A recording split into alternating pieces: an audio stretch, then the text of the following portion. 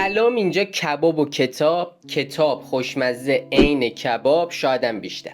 در خدمتتون هستیم با یه مغز کتاب دیگه. بریم ببینیم این بار قرار مغز چه کتابی رو بریزیم بیرون ببینیم چی توشه. تو این مغز کتاب میریم سراغ کتاب آسمانی پر از پرنده نوشته مت مریت.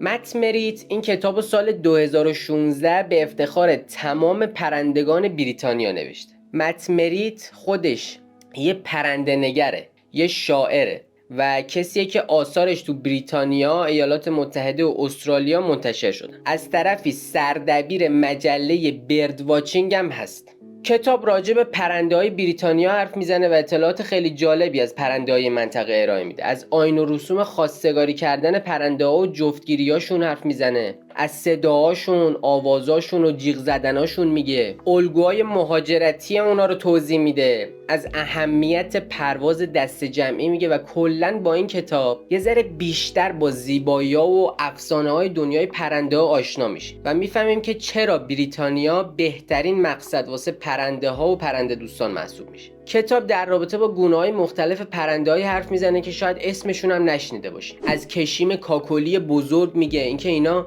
برعکس کلاغا که با شریک زندگیشون تا آخر عمر زندگی میکنن، خیلی زود زیر سرشون بلند میشه و هر سال یه جفت جدید پیدا میکنن. از ستبر خروس اوراسیایی میگه، اینکه اینا خودشونو حسابی خوشتیپ میکنن و میرن تو قسمت‌های خاصی از جنگل که مخصوص زندگی پرنده هاست و ماده اونجا هستن، با غرور راه میرن و خودنمایی میکنن تا بالاخره یه اتفاقایی بیفته. از سیاه خروس سیاه میگه که برخلاف اسمشون زیادم سیاه نیستن، اینا خیلی وفادارن. نرهای این نوع پرنده هر سال تو ماه نوامبر تو جنگل دور هم جمع میشن و منتظر میشن تا جفتاشون از راه برسن. اینا انقدر وفادارن که خیلی وقتا تا 2 ماه هم چشم انتظار میمونن. از آواز سسک تالابی زیتونی حرف میزنه، اینکه اینا آواز 75 گونه پرنده مختلف رو گوش میکنن، ترکیب میکنن و در نهایت ملودی جدیدی میسازن که قبلا مثلش وجود نداشته. از قدرت و توانایی دلیجه‌ها واسه شکار میگه، اینکه اونا میتونن موقعیت دقیق خودشون موقع پرواز رو کنترل کنن،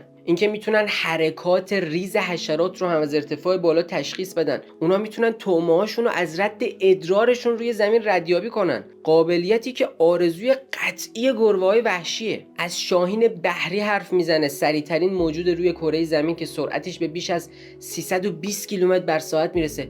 اینا تو سرعت یوزپلنگو مسخره میکنن. از قوی فریادکش میگه که قبل از مرگشون صدای بخصوصی در میارن. از گیلانشاه دمسیاه، کوکو، سار و پرنده های دیگه. دنیای پرنده ها دنیای عجیبیه واسه کسایی مثل من که اطلاعات زیادی راجع بهشون ندارن، ولی با وارد شدن به این دنیا و یاد گرفتن در مورد اونا انگار همه چیز عجیب تر میشه و خب همین خیلی جذابش میکنه. این بود مغز کتاب آسمانی پر از پرنده نوشته مت مریت. خلاصه این کتاب رو هم توی سایت داریم، به صورت کاملا رایگان میتونید اون رو مطالعه کنید و ازش لذت ببرید. و حتما میدونید که اینجا کباب و کتاب خوشمزه عین کباب شایدم بیشتر.